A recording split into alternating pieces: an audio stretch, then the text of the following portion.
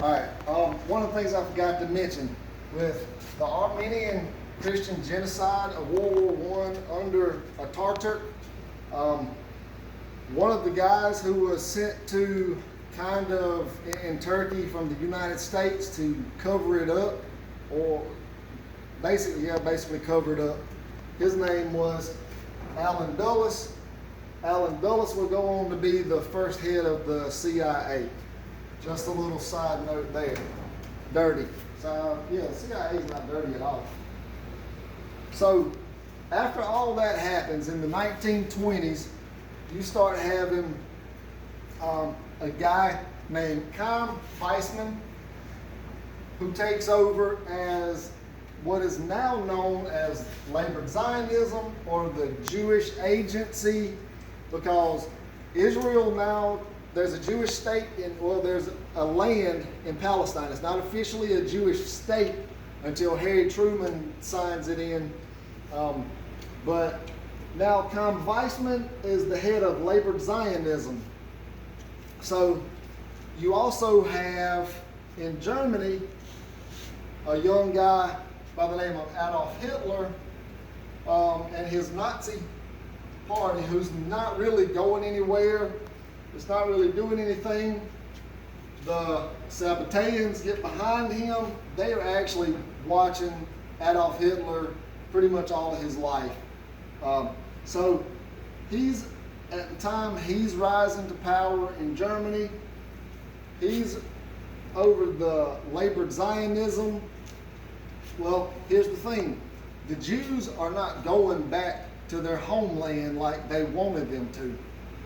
They just wasn't going. They liked living in Europe. They liked their lifestyle in Europe. That's where they wanted to stay. A lot of your Orthodox Jewish people, they were not for Zionism. They felt like if there was going to be a home state for the people to return to, that God should have been the one to done it, and not the banking system of the Rothschilds and the Rothschild Zionism. Well, as Hitler's rising to power, after the first 60,000 Jews that were allowed into Israel were from Germany, well, they realized that they wasn't going to, and you gotta, these people, the Sabbateans, they hate religious Judaism, they hate Orthodox Christianity, they hate Orthodox Islam, they hate all religions, but their roots are really in, they do not like, they hate Orthodox Judaism. And it's, you got to realize, throughout the history of the Jews, going back through the whole Old Testament, there have always been two types. So I'm not being anti-Semitic, I'm not hating on the Jews, I'm just telling you there's always been two types. You had the ones who were over here with Moses when he come down from the mountain with the tablets. Over here you had the ones who done built a golden calf and started worshiping, basically reverted back to what they were doing in Egypt. So throughout Judaism, you said through the Old Testament, this person did right before the Lord, this person didn't. Jezebel, all of them, they would slaughter the prophets, and it would be one right after another. They would slaughter these would slaughter them. And so there's an argument to be made that all through Jewish history, there has been an element of the Jewish people who preferred the mysticism of the Kabbalah, who even when Jesus told the Pharisees that you're after your father, you're just like your father, the devil, was he being prophetic there, or was he actually speaking to them? Were the Pharisees, were they into the mysticism? I don't really know. That's a rabbit hole for somebody else to go down. But Chaim Weizmann, they knew that the Jews wasn't going to Israel, and they had to come up with a plan. So they started talking to Adolf Hitler. Adolf Hitler, they had made this agreement that Hitler would round up the Jews and chase them throughout Europe and round them up. In return, is actually called the transfer agreement. They made the transfer agreement with Adolf Hitler they wanted select Jews. In 1934, 1932, there were 250 Jewish organizations in Germany advocating the rights of the Jews. By 1934, there was one, labor Zionism. In 1935, the Nuremberg Laws, there was only, and I've never been taught this, but there were only two flags allowed to fly in Germany. One was the Nazi swastika, the other one was the blue and white flag of labor Zionism, the Jewish flag. Those were the only two allowed to fly. So you have Chaim Weizmann, who is over the labor Zionism.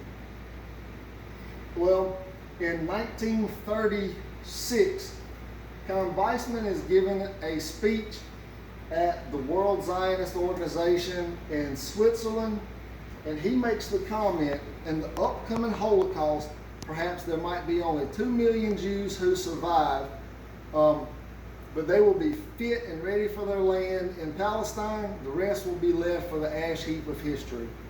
2 years before it started, Chaim Weizmann said it at the World Zionist Organization. The transfer agreement was Adolf Hitler would run the Jews back to Israel. In return, Israel was to buy all German products. There was a partnership based on business because the Rothschilds pretty much run Zionism to this very day. So you have all this going on. Here goes the interesting part. When they issued the reparations having to pay back, Germany had to pay back all of this. It wasn't fair whatsoever. Germany fell into massive famine because their money was worthless. There's pictures of wheelbarrows of money being pushed just to buy a loaf of bread. It was ridiculous. So Adolf Hitler was actually able to pull Germany out of that somewhat, which led to a lot of the worship of Adolf Hitler. But he did not do that all by himself. So let me put this here. Weizmann, labor Zionism, because I want to show you how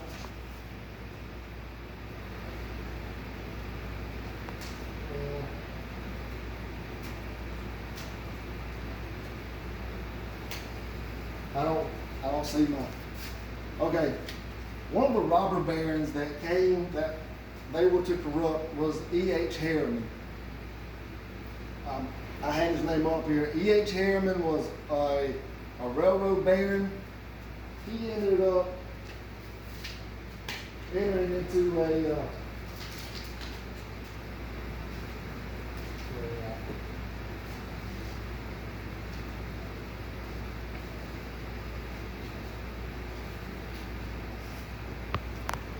he entered into a partnership with Jacob Schiff, who, hold on, let me see if I can find it. Okay. E.H. Harriman and Jacob Smith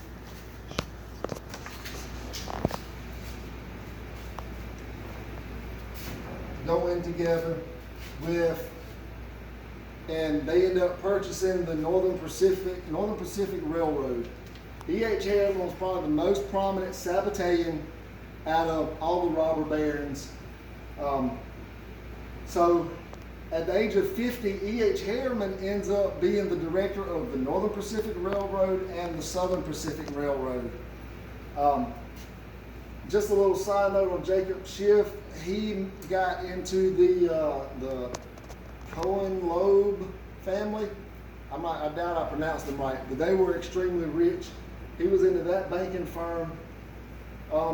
Another side note, in 1785, I believe, Mayor Amschel Rothschild moved his family into a 5-story house with the Schiff family.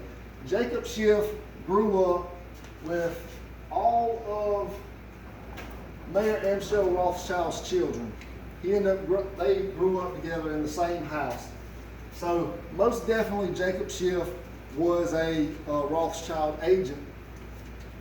Well, E.H. Harriman ends up, when he dies, his, I don't see where my other one is.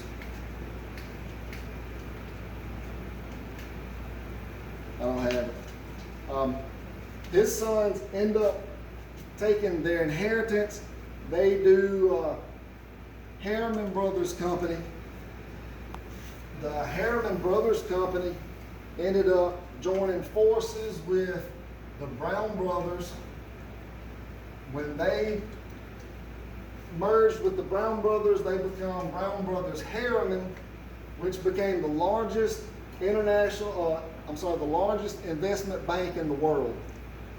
Well, BBH had a bank called the Union Banking Corporation in the United States. It was in New York. There was money going. There was another guy named Fritz Thyssen who lived in Germany. He was the Andrew Carnegie of Germany. He was the steel baron. He was extremely rich. He was doing a lot of the big buildings, the conglomerate buildings for the Nazis. He also owned Brown Brothers Bank. So Fritz Thyssen, there's money going from American companies through BBH to the Union Banking Corps, who was going to a bank in Switzerland. From a bank in Switzerland, it was going to Germany. And hold on, let me get my other book.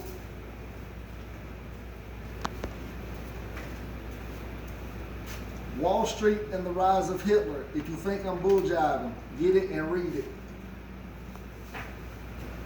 So money's going here that is supporting and helping the Nazi SS build all the big buildings. Well, who was in charge of this, overseeing this transaction of American money to the Germans, back and forth with gold, pumping all kind of money into Germany?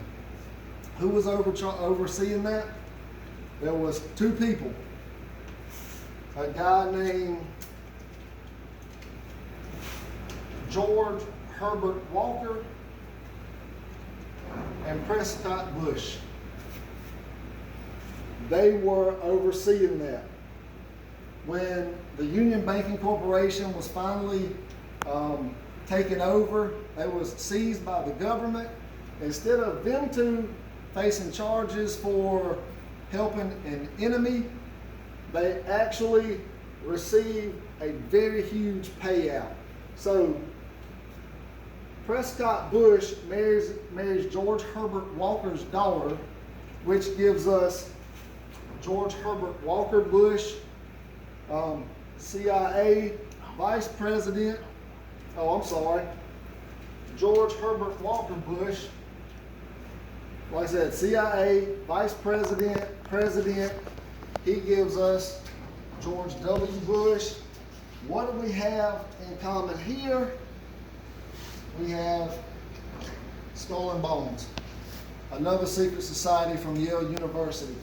Skull and Bones was started by the Russell family, who is a Illuminati family, the same Russell family that started the Watchtower Press and the Jehovah's Witnesses also started Skull and Bones, which is dark.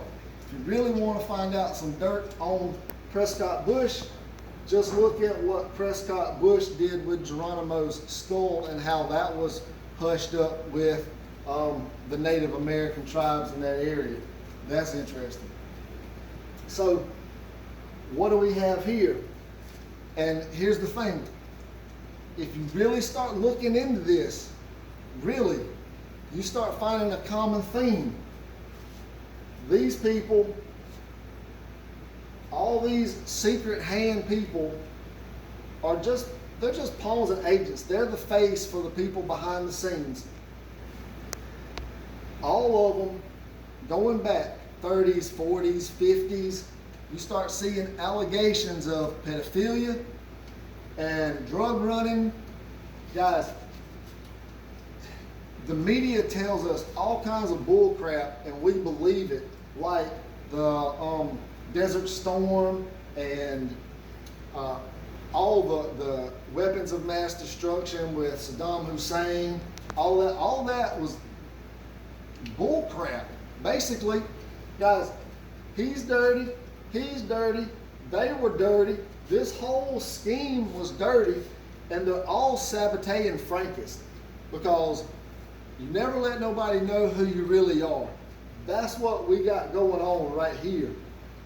That's who's funding World War II. Well, it goes even further. In the 1940s, there was a company called IG Farben. IG Farben was on,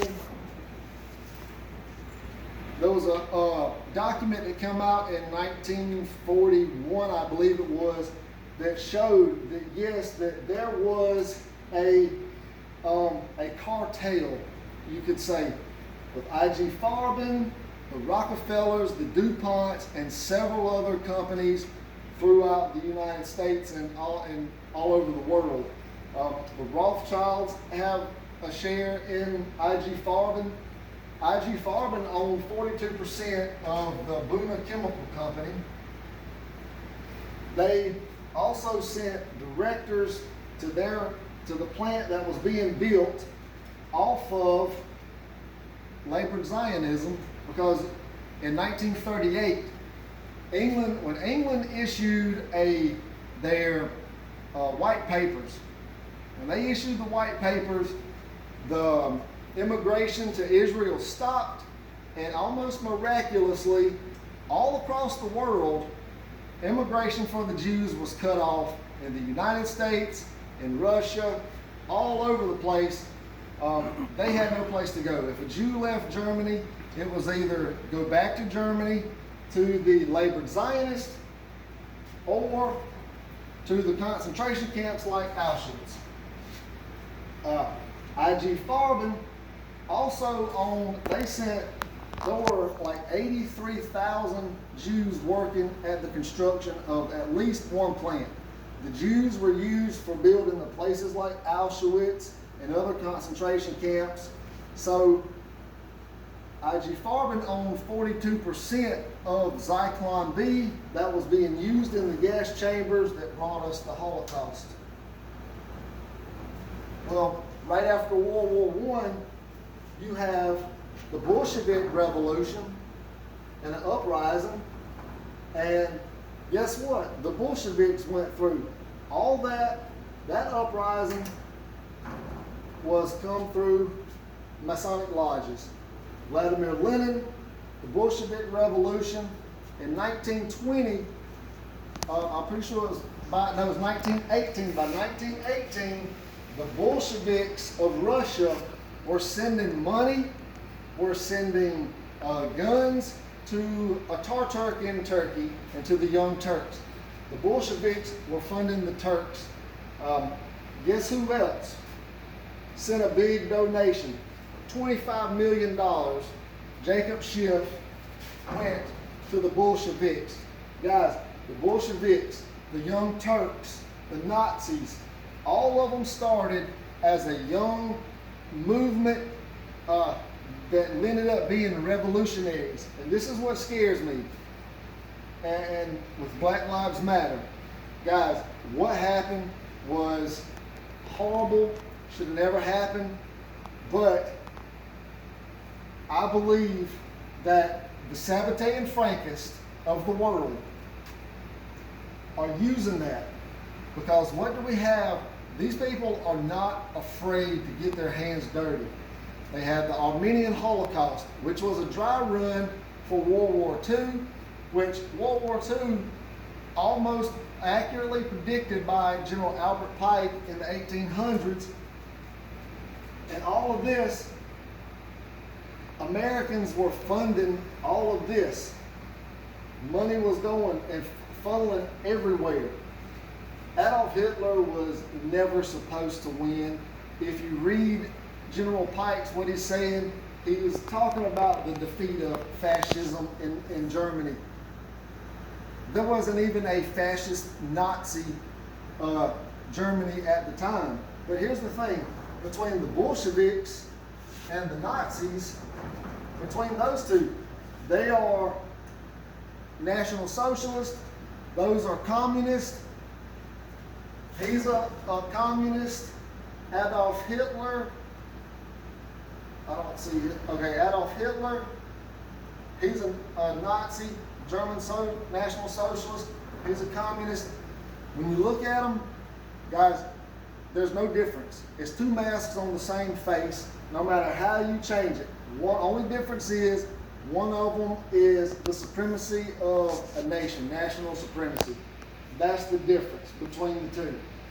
The Nazis hated the Bolsheviks. They hated the Bolsheviks. They thought they were Jews. They were Adolf Hitler. He freaking hated Lenin and the Bolsheviks. But it's kind of funny that they both use the color red. Socialism and communism both uses the color red. And I believe that's because of the Rothschilds being the red shield.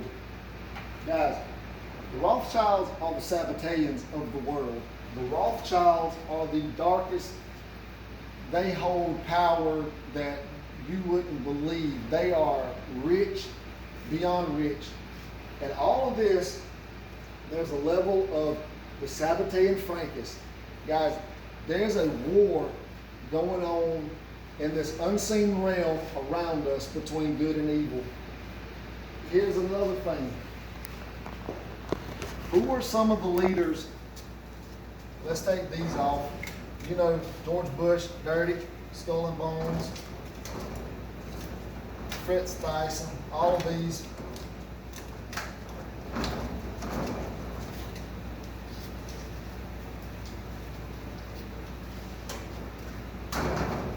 So during World War II, we already have, before World War II started, FDR gave us the Socialist Communist New Deal. And actually, everybody got screwed over for the New Deal. And we have, believe it or not, he's over America. We have his cousin, who is the Prime Minister of the Great Britain, Winston Churchill. Check this out. Winston Churchill's mama, Jenny Jerome, you can look her up, Jenny Jacobson. She was born in America. She was without a doubt a Sabbatarian. Jenny Jacobson was a Sabbatarian. Winston Churchill grew up a Sabbatarian. Jenny Jacobson, who became Jenny Jacobson Churchill, you can look her up and read about her. She would sleep in pretty much anybody who would help promote her son into a higher position. So during World War II, we got Franklin Roosevelt, an honorary Grand Mason. We got Winston Churchill, a 33rd degree Mason at the highest level. Well, we have a guy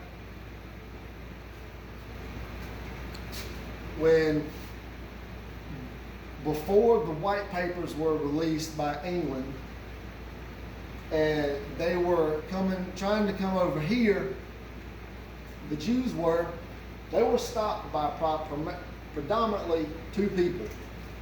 One was a rabbi priest named Stephen Wise, who was adamantly against the United States accepting any Jews into their homeland. He made some quotes about even if the children died, that it was greater for national security if the children died as opposed to coming to the United States. And there was another guy, Felix Frankfurter. Felix Frankfurter was raised a Sabbatean. Felix Frankfurter is the only person that is known to be handed down an heirloom of Eva Frank, Jacob Frank's daughter, was handed down from his mother to him. Felix Frankfurter, he received an academic position at Harvard University after a big donation from Jacob Schiff. Well, Felix Frankfurter is against the Jews coming in, and he was also had a close ear with Franklin. He was good friends with Franklin Roosevelt. Franklin Roosevelt appointed him as Supreme Court Justice.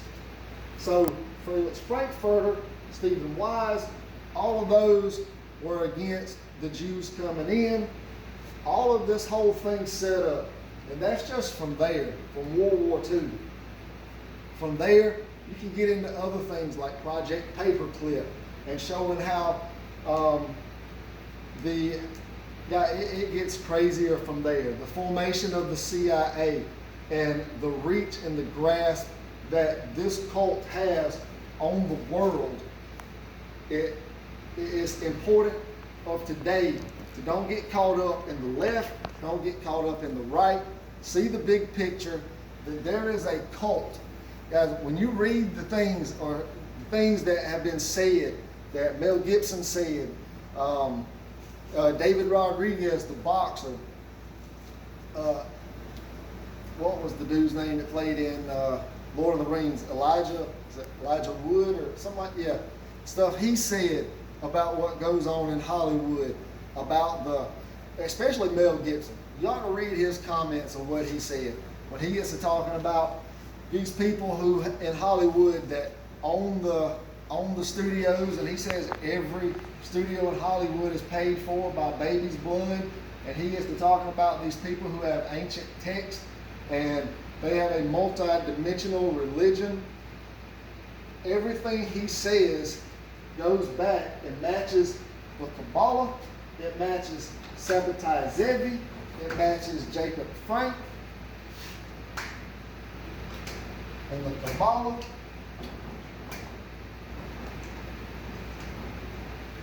Why is it that people that are about to expose an elite pedophile ring all of a sudden get killed?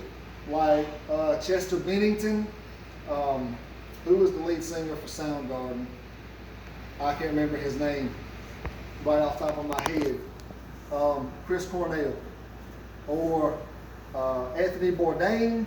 All three of them were about to release evidence of an elite pedophile ring, and they all ended up being suicided. So, guys, I firmly believe when they say that there is Satanists around the world that is controlling the government, there are Sabbatean Frankists who are still alive today, 350 years after. And actually, we're about to come up on the anniversary of Sabbatai Zevi's on June the 18th. Sabbatai Zevi's announcement that he was the Jewish Messiah. So, if 2,000 years after Jesus, we have a church, how is it hard to believe that 349, 350 years, whatever, that Sabbatai Zevi and Jacob Frank don't still have followers everywhere? They do have followers. They have followers at the highest positions. All you have to do is sell your soul. Now the Illuminati is all becoming this, ooh, Illuminati, whatever, blah. And it's no Jay-Z talking about how he is a Luciferian, a Satanist, and Jesus didn't really exist, and all this other stuff. Tom Hanks' son having the all-seeing eye tattooed on his chest. Guys, look up adrenochrome. Look up Pizzagate. Look into Kathy O'Brien. Kathy O'Brien. Why was Kathy O'Brien not sued for slander when she come out and she wrote The Transformation of America? You can find her videos on YouTube, and and the things that she said and describes. If you can't sue them because you don't want your junk coming out, and you know that you're going to be found guilty, what's your only other option? It is to censor. Never been debunked. Never been debunked. Never been debunked. Just censored. They ridicule it as conspiracy theorists. Hold on. David Icke releases this book in the last year, 2019. What happens? It's a big book. It's all about how 9/11 was a sham and how the cult did it, perpetrated it. It spells out Sabbatean Frankists. Everywhere I look, and all of this are Sabbatean Frankists. When you find out that part of that one of the Harriman brothers that formed Harriman Brothers Banking, his wife took a liking to young Bill Clinton and is the one who actually helped push Bill Clinton into prominence in Arkansas, helped fund him. It's a family affair. Then you start realizing that the Bushes and the Clintons knew each other years back. The Obamas and the Clintons knew each other years back, and the Bushes, because Obama, whether you like him or not, he's a Sabbatean Frankist. Bush and his daddy Bush, Sabbateans. They might not tell you they're Sabbateans, but they're a part of a secret cult. Bill Clinton, all of them, the cabal. Here's the thing. I don't know. I'm not going to deny that there was not a connection between Donald Trump and Jeffrey Epstein in the 90s. I'm not going to deny that. What I'm confused about or don't know is, did Donald Trump really have a change of heart? Is he really trying to bring down this deep state that is embedded so deep into this country? Or are we being played by both sides? Are we being incited for a civil war? Or what in the world's going on? These are uncertain times, and I'm telling you, when you get to looking into the AI technology that Google has, the AI technology that Amazon has, and you start seeing these little things, and I know who's behind it. The Sabbatean Frankists. They helped with the Armenian genocide. They helped with the Holocaust. The Bolsheviks, wherever I'm at, the Bolsheviks, 25 million people died in Russia during this whole time. Some of them for war. It's funny, none of the Jewish synagogues were confiscated in Russia.